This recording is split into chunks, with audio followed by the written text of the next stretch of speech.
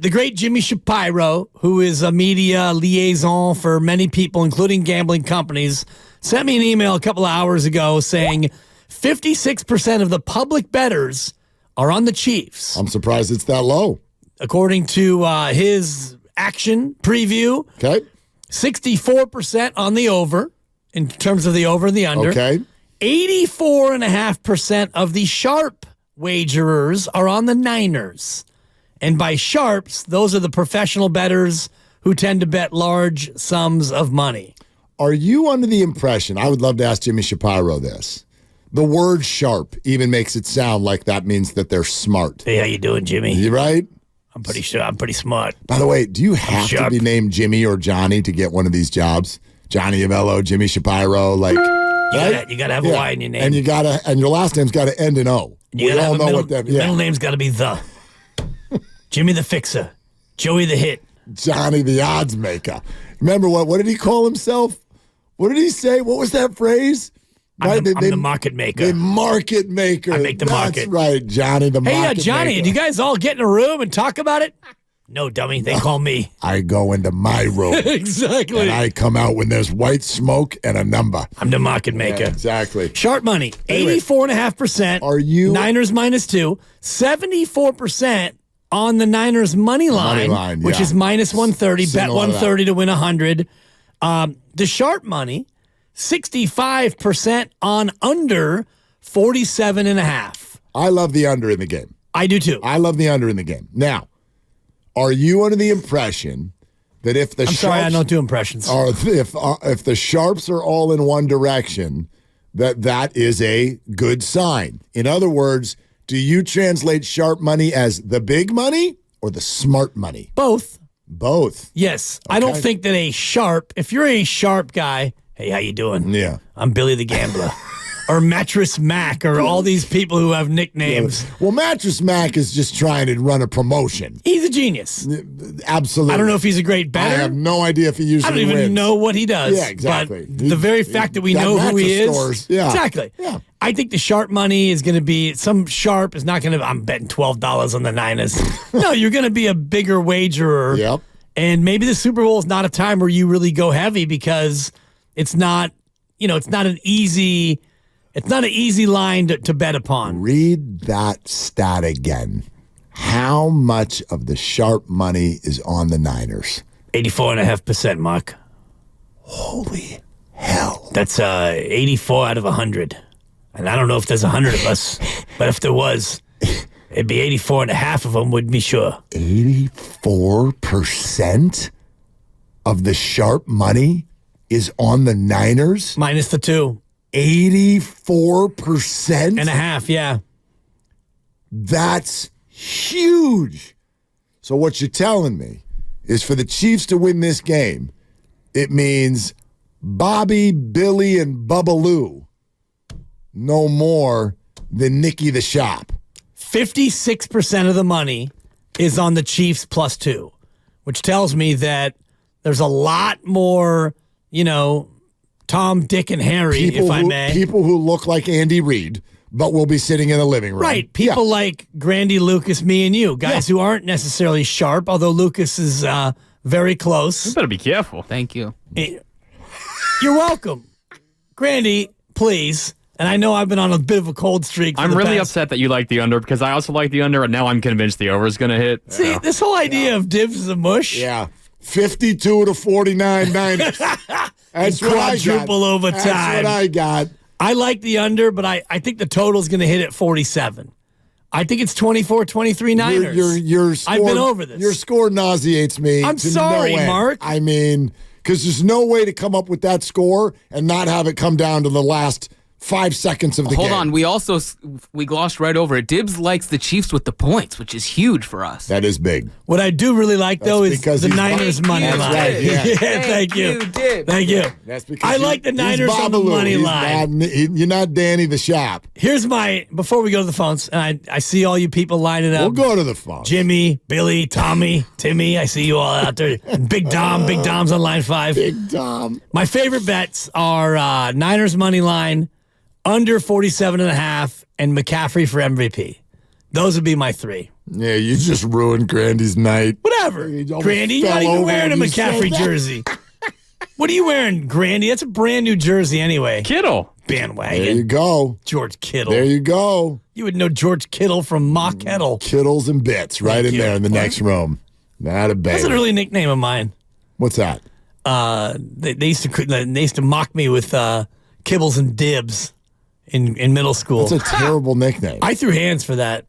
You should, but not for the reason that you think. You think or Dibbles and Bits, and they.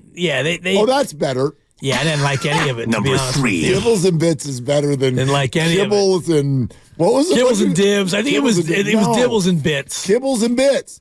Kibbles and Bits. So they called you Dibbles and Bits. That's very funny. The 5 most popular exact scores. It just moves on. Go ahead. It's fine. We're down to an hour here. An hour a show. There's ice cream now named after you. So who got the last laugh? Oh man. Now you're coming down my road because I've reached out to the people at Dryers and said, "Yo, your ice cream's named after me. Where's my piece?" Okay. Same thing with Daisy Dibs. I haven't really cashed in on that one either. They're biting my name, Mark. Daisy Dibs. Yeah. Yeah. No, but that sounds like a candy. No, the ice cream Dibs, they're phenomenal. Right. Made by Dryers. Right. I reached out to them about 10 years ago and say, hey, how about an endorsement? I'm Dibs, you're Dibs. How'd it go? I think Randy just summed it up. I know. Haven't heard back from him. And I had a guy who worked at Dryers. He's now in politics. Anyway. You created his career too? There you go. Actually, I tried to derail his career. That was amazing. Half the people at the station. Nobody got that. Get me Stephen Langford. That was an incredible joke. Yeah, actually, he was one I tried to derail. God. He and I do not align politically. That was incredible. I won't name shame him, but yeah. I've tried to stop him every time he's run for office, and I haven't yet. 20 years from now, when we're not working together anymore, and you're telling people at the corner of the bar that you started my care're, whoever's listening to you, don't buy it. Don't buy it. I would never claim you. Oh, my gosh. You're listening to 95.7 The Game, KGMZ FM and HD1 San Francisco, always live on the free Odyssey app. Twitch and YouTube, powered by First NorCal Credit Union. Yeah, Mark. Yeah. Love that sound. Yeah. This is Friday, and it's 5 o'clock. It's 5 o'clock somewhere, and somewhere is here. And the 5 o'clock pop is brought to you by Farmers Brewing Company. Whatever time it is and wherever you are, join us as we get ready for the big game. We're going to be sipping on their West Coast IPA this weekend. It's delicious. Sun up till sundown pairs perfectly with football. So go get a 6-pack or 26 packs from Farmers Brewing at your nearest grocery store. Enjoy the game with us and the beer right here on 95.7 The Game. And remember, Willard told you, drink more in the second half. It'll help, especially if the score is going to be 24-23. Yeah, that's what the great Robin said when she called in earlier. She said margaritas at halftime and then going forward. Yep. Drink it. But she was talking about margaritas to like settle her nerves. And I'm like, margaritas more kind of a like celebration drink. Yeah. I got margaritas at about 7:30 if the Niners win. That's what I'm thinking. And you know what that becomes, right? It's an inebriation sensation. I was going to go with a celebration sensation, but it all works. Let's go to Diego Sanchez's super chat on YouTube. Cash me out one time. Calling it out. 27-14, the Niners will win. I do get a warm fuzzy from all that sharp money. 84.5%. Right? The wise guys don't even think this is going to be close. Yeah. 84.5%? That's very, very large number. And yet the overall money, 56% of it is on the Chiefs. Yeah. And that tells you because we're all a bunch of morons. Exactly. Well, yeah. Patrick Mahomes. Oh, well, right. But that's a moronic piece of analysis. I'm sorry. It just is. It's a moronic piece of analysis. Mahomes is fantastic. You don't need anyone to tell you that. But when you get to a football game and your answer as to why you think someone's going to win is one player, I almost find it disrespectful. Disrespectful. You do not win football games by yourself. You just don't. I'm trying to think of a game or a time when one man, thank you, won the game by himself. And, even the very notion of that is hilariously laughable. Well, I mean, we're in the Super Bowl, so obviously whatever these teams are doing, they've got someone at quarterback who's working the damn thing, right? So, sure, Tom Brady, for example. How many Super Bowls did he lose? Pretty significant number, actually. Yep. He won more. I'm not going to argue that you're not more likely to win. What did he lose, 2? He lost 2 to the Giants. Or 3? 2? 3? Lost to the Eagles. Ah, there you go. That's right. Yes, 3. That's right. 3. Joker. I mean, right? 7-3 in the Super Bowl. How many people have lost 3 Super Bowls? Not even the great Kyle Shanahan has done that. Great question. Jim Kelly's lost 4. Yep. Frank Tarkenton, I think he lost 3. Maybe. They were in that thing all the time early. Before my time. Yeah, it was. Yeah. Anyway. 68% of the bets, the total bets placed on the Chiefs. On the Chiefs, of course.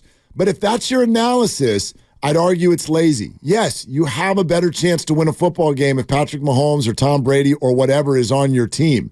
But for that to be your end all, why do you think they're going to win? Well, Mahomes. Come on. You got it. This game is going to be about more than that. Obviously. You've got amazing play callers.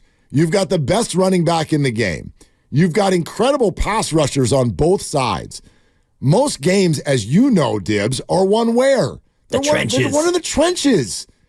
They're one in the trenches. And every quarterback can look ordinary if the trenches are not holding up in front of him. Every quarterback can look average if the trenches don't hold up. And average quarterbacks can look amazing when the trenches do hold up.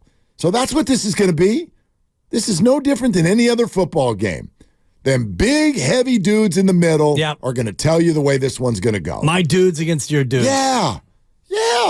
John Elway lost 3 Super Bowls. Did he now? Yeah, 2 and 3. 55-10. And yes, I had it right with Fran Tarkenton, 0 and 3. And Jim Kelly, the aforementioned Jim Kelly, those are the only quarterbacks to have lost 3 or more. Yeah, along with Tom Brady. Yeah. Yes. Okay. 7 and 3.